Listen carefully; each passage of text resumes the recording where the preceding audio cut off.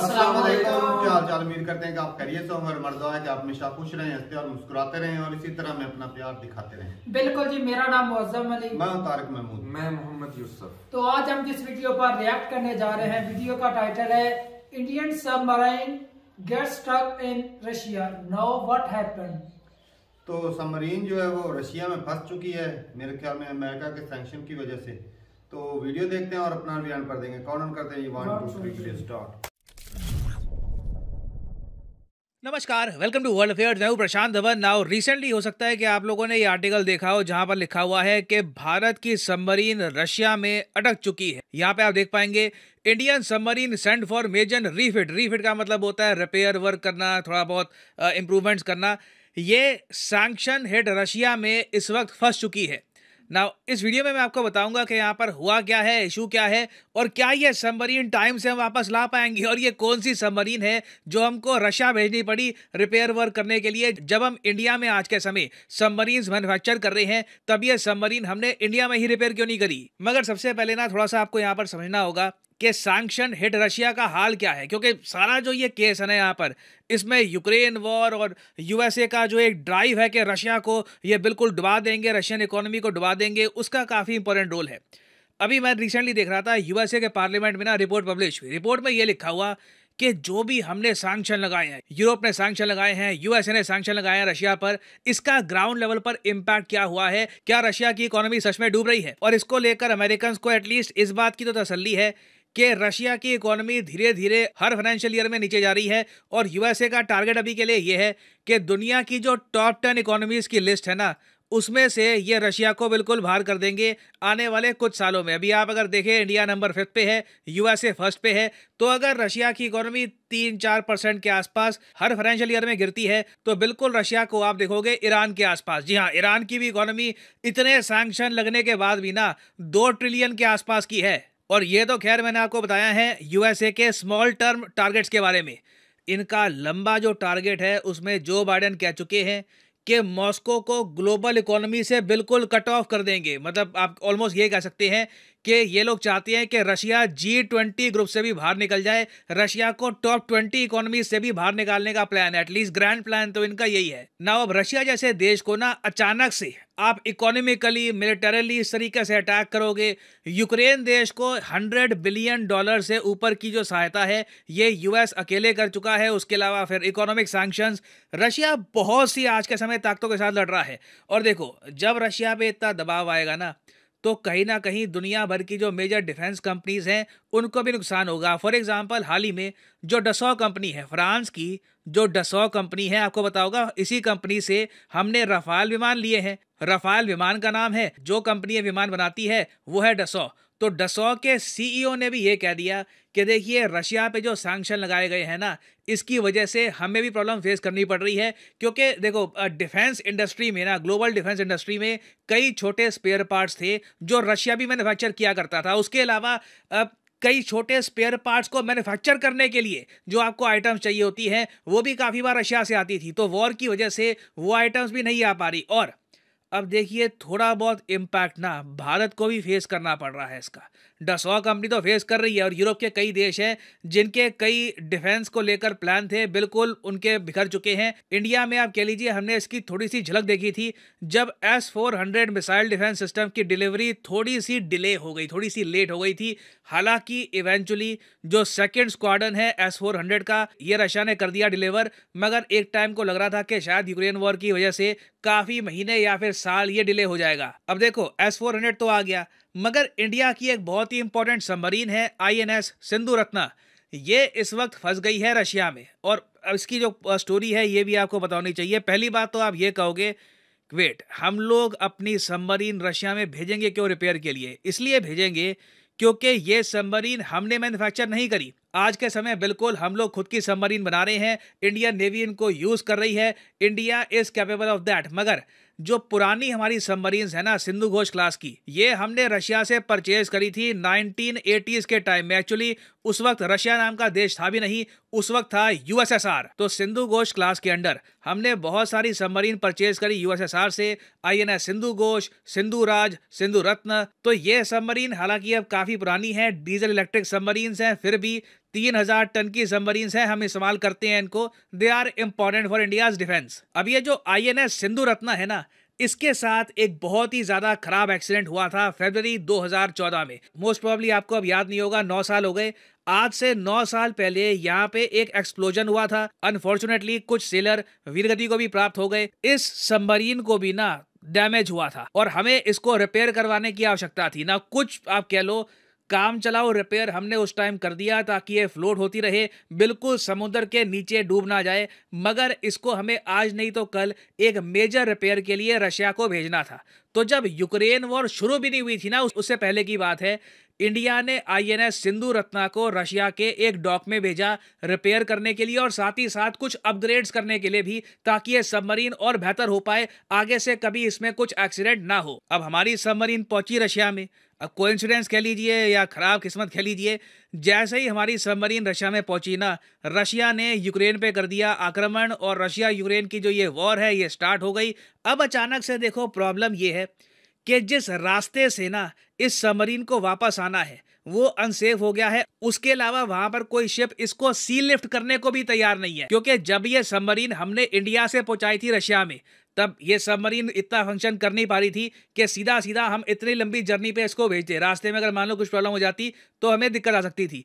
तो हमने इसको किया सी लिफ्ट। एक तो आपने देखा होगा एयरलिफ्ट, मूवी भी आई थी, एयरप्लेन से लिफ्ट कर लेते हो तो उसको कहते हैं एयरलिफ्ट। सी लिफ्ट में आप क्या करते हो कि एक सबमरीन को डाल देते हो बहुत बड़ी कंटेनर शिप में और फिर आप उसको पॉइंट ए से लेकर पॉइंट बी पे लेके जाते हो। तो इंडिया ने इस तरीके से सी लिफ्ट करवाई अपनी सबमरीन रशिया पर। अब क्या है कि देखो ये सबमरीन रशिया ने अपनी तरफ से फिक्स कर दी है, मगर इंडिया में भी लाके ना हम पहले से कुछ ट्रायल्स वगैरह करेंगे, उसके बाद इंडियन नेवी इसको फिर से यूज करना स्टार्ट कर देगी। मगर अब प्रॉब्लम यह है कि ब्लैक सी में ना जितनी आज के समय वॉरफेयर चल रही है, जितने मिसाइल यहाँ पे बरसाए जा रहे हैं, तो इंडिया अपनी सबमरीन इस रूट से वापस नहीं ला सकता। ये बहुत ज्यादा अनसेफ होगा। तो अब क्या बात चल रही है रशिया के साथ कि हम सी लिफ्ट करवा के या फिर वेरियस रशियन ट्रांसपोर्ट के जरिए हमारी सबमरीन को पहुंचा देंगे रशिया के नॉर्थ में, और उसके बाद नॉर्वे का जो रूट है यहां से हम कोशिश करेंगे कि अपनी सबमरीन को वापस लेके आए। और ये हम कब कर पाएंगे, देखो इसमें टाइम लग रहा है, ये आसान काम होगा नहीं।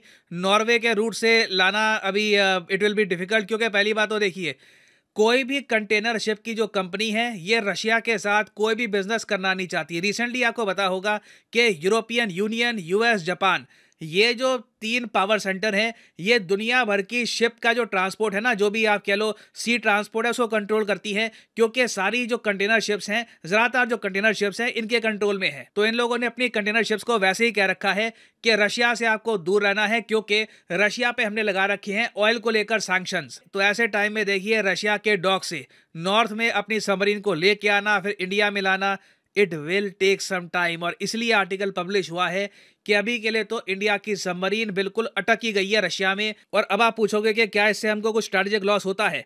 देखिए ओवरऑल आज के समय सबमरीन्स की अगर मैं बात करूं, नंबर ऑफ सबमरीन्स की, तो इंडिया के पास 17-18 के आसपास सबमरीन्स हैं, चाइना के पास 80 के आसपास सबमरीन्स हैं। हम बहुत ज़्यादा पीछे हैं सबमरीन्स के मामले में in front of People's Republic of China. तो अभी तो देखिए एक ही सबमरीन का केस है, कल को भगवान ना करे कुछ और सबमरीन्स भी अगर हमको रिपेयर में देनी पड़े, क्योंकि आज भी अगर देखो तो बहुत सारी यूएसएसआर मेड सबमरीन्स हैं जो हम यूज़ कर रहे हैं। और एक बेसिक क्वेश्चन यहाँ पे मैं आपसे पूछूंगा कि क्या यूएसए को इस बात की कुछ परवाह है? क्या यूएसए ने, इंडिया ने पूछा कि देखिए आपको तो यहाँ पर अपनी नेवी स्ट्रांग करनी है, आप अपना जो डिफेंस बजट है ये बढ़ाने की कोशिश कर रहे हो, 3rd एयरक्राफ्ट कैरियर की बात कर रहे हो, आपकी सबमरीन अटक गई, कुछ हम आपके लिए स्पेशल प्रावधान करते हैं, हम दुनिया भर के वेवर दे सकते हैं, तो इस काम में हम आपकी हेल्प क्यों नहीं कर सकते? मगर यूएसए ने एक बार भी इस बारे में कुछ कमेंट नहीं करी, कुछ मेंशन नहीं करी। इनका सिंपल यहाँ पे आज के समय ना एक ऑब्सेशन है इस चीज़ को लेकर कि रशिया को ना टॉप 10 की लिस्ट से बाहर निकालना है, जिसको लेकर ये सफल हो जाएंगे। मगर यहाँ पे हमको देखना होगा कि इन दी एंड ना डिफेंस के मामले में we have to look after ourselves. कोई हमारी रक्षा करने के लिए या फिर इवन देखने के लिए कि हमारे पास प्रॉपर वेपन्स हैं या नहीं, कोई आएगा नहीं। और वैसे यूएसए के ऑब्सेशन की जो मैं बात कर रहा था उसकी कंटिन्यूएशन में आपको यही बताता हूँ कि हाल ही में यूएसए के जो भी फॉरेन पॉलिसी एक्सपर्ट्स हैं उनसे यूएसए ने एक रिपोर्ट बनवाई। उस रिपोर्ट में यह पूछा कि बताओ कौन से देश है जो 2033 के आसपास कोलैप्स कर जाएंगे, बिखर जाएंगे। सबने 2 देशों का नाम लिया है, पाकिस्तान और रशिया। जानता हूं इसमें आपको और अभी इंटरेस्ट आएगा कि वो रिपोर्ट दिखाओ, वहां पर लिखा क्या है।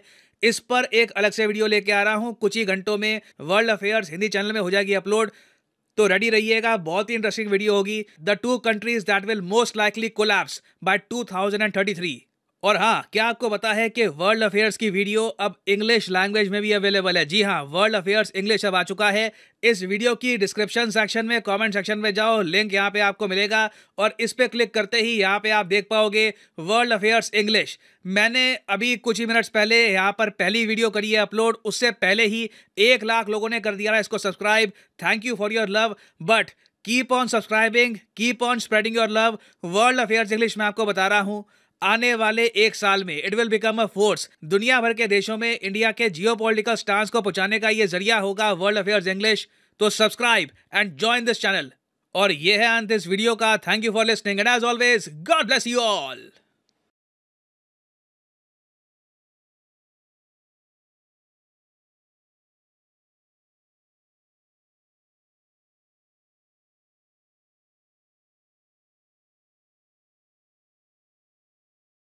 वीडियो खत्म हो गया और ये जो सबमरीन जो है रिपेयर होने के लिए गई थी रशिया में, वो फंसी हुई है क्योंकि जो वहाँ का समुद्री रास्ता है वो ख़राब हो चुका है, वहाँ पे जंग लगी हुई है, तो लाना मुश्किल है। तो सोच रहा था भाई अगर इतना लंबा चौड़ा सफर ऊपर से भी आए, वो तो पूरी जैसे दुनिया को घूम के आना पड़ेगा, तो वो तो खर्चा भी बहुत ज्यादा, टाइम भी बहुत ज्यादा लगेगा। सबमरीन की इतनी ज्यादा स्पीड तो होती नहीं है कि भाई साहब जो है वो लाखों हजारों किलोमीटर जो है वो इतना सफर करके आए, तो वो कई महीने लग जाएंगे उसको आने में भी।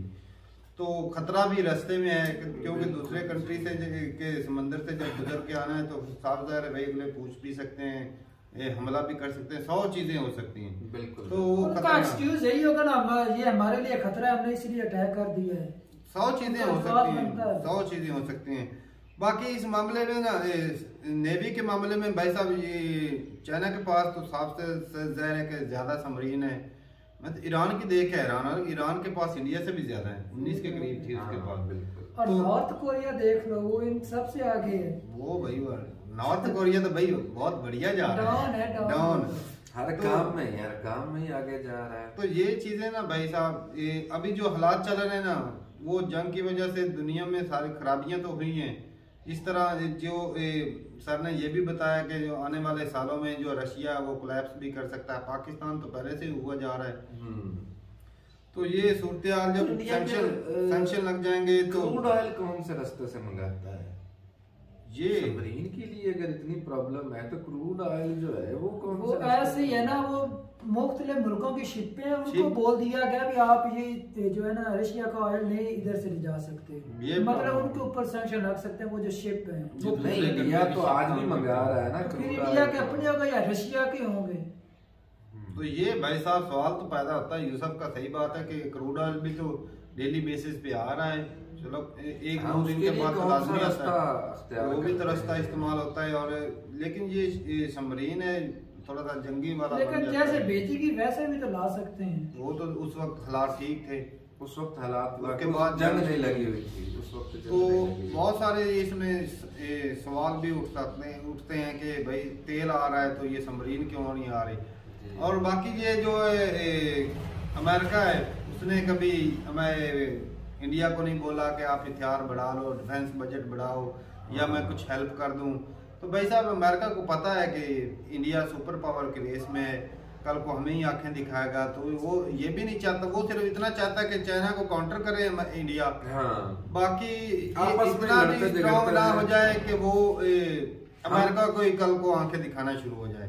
तो ये अमेरिका की पॉलिसी है कि सामने वाले को सिर्फ इतना देना है कि वो ना जिए ना मरे, वो दरमियाना रहे। सिर्फ चाइना को काउंटर करने के लिए वो दे सकता है। जब देख लें यूक्रेन को भी वो $45 बिलियन देने की बात कर रहा है, तो वो 100 से ऊपर चले गए भाई अब तो। हाँ नहीं, वो पहले भी दिए ना, अभी सब भी मिलाकर जो है 100 से ऊपर क्रॉस, तो $100 बिलियन भाई थोड़े पैसे नहीं। भाई मैं एक आर्टिकल पढ़ रहा था, उसके अंदर बोला जा रहा है इधर की जो आर्मी उधर जाकर वो सीख रही है, अभ्यास कर रही है अमेरिका के साथ, यूक्रेन की। हाँ, रूस के साथ लड़ने के तो ये भाई ये हर हाल में बात रशिया की के गई ऊपर है। नहीं उठने देंगे।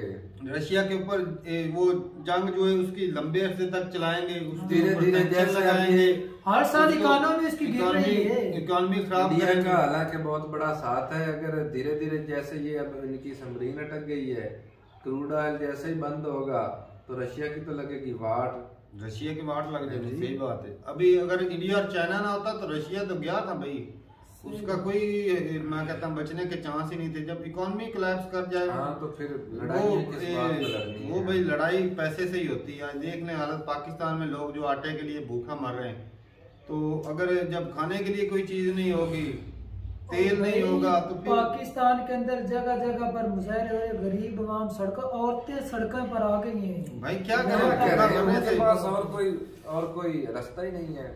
तो भाई साहब ना जरूर बताइएगा कि अमेरिका तो भाई कभी नहीं चाहेगा कि इंडिया इतना ज्यादा स्ट्रांग हो कि वो भाई साहब एक दिन, अभी तो रशिया और चाइना रेस में है ना, तो रेस में इंडिया भी है लेकिन अभी थोड़ा सा इनसे पीछे है। इकोनॉमी चाहे 5वें नंबर पर जा रही है, लेकिन अमेरिका कभी नहीं चाहेगा कि वो हथियारों के हिसाब से इतना ज्यादा अमेरिका ने बहुत कोशिश की भी ना, इंडिया ना किसी कंट्री के साथ अपने ताल्लुकात बिगाड़े, बहुत ज्यादा कोशिश की गई, खास करके लेकिन इंडिया का रशिया स्टांस है ये, इसी वजह से तो भाई दुनिया के 5वें नंबर इकोनॉमी है। सही बात है। तो ये बच के भाई साहब इतने, यही तो पॉलिसी है इनकी कि इतनी रशिया की तरह आकड़ नहीं है इंडिया के अंदर, बच के निकलना वही बड़ी बात है भाई साहब। सारे कंट्रियों को इकट्ठा लेकर चलना सिर्फ इंडिया ही कर सकता है, दूसरे किसी के बस की बात नहीं तो या भाई एक रशिया रहता, अब देख लें चाइना को भी साथ ट्रेड जो हो रहा है, रशिया के साथ भी हो रहा है, अमेरिका के साथ भी हो रहा है। बिल्कुल भाई जो है ना सारे बड़े आदमी के साथ मिलकर इंडिया चल रहा है। रशिया का स्टांस यही है कि मैं एशिया के अंदर अपनी मौजूदा इंडिया ने भाई वैल्यू बनाई है अपनी। तो ठीक है भाई साहब, जरूर बताइएगा कि तेल आ सकता है तो सबमरीन क्यों नहीं आ सकती। तो ठीक है भाई, मिलते नहीं वीडियो के साथ, तब तक के लिए इजाजत दें। अल्लाह हाफ़िज़।